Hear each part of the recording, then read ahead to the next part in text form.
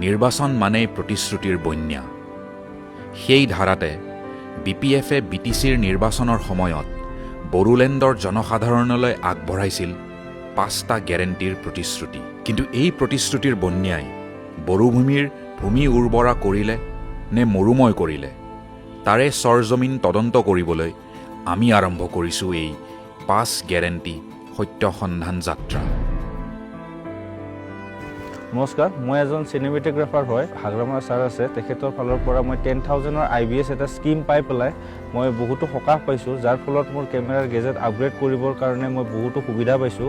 আচলতে মোৰ যেতিয়া বয়স 1.5 বছৰ বয়স আছিলে, তেতিয়া মোৰ কিডনি বেমাৰ হৈছিলে, যাৰ ফলত মানে মোৰ দেউতাই যথেষ্ট পঢ়া শুনা কৰি পেলাই তেখেতে চাকৰি ল'ব নোৱাৰিলে।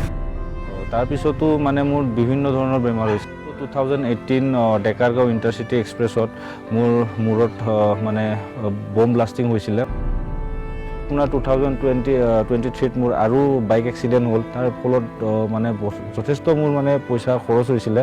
একদম নেৰানেপেৰা অৱস্থা। দেউতাও এতিয়া বুঢ়া হৈ গ'ল।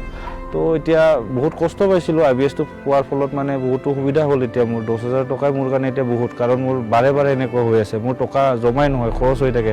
তাৰ ফলতো মই যে 10,000 টকা পাম মই বিশ্বাস হোৱা নাছিলে। তথাপিও মই পাই পেলাই নথৈ আনন্দিত।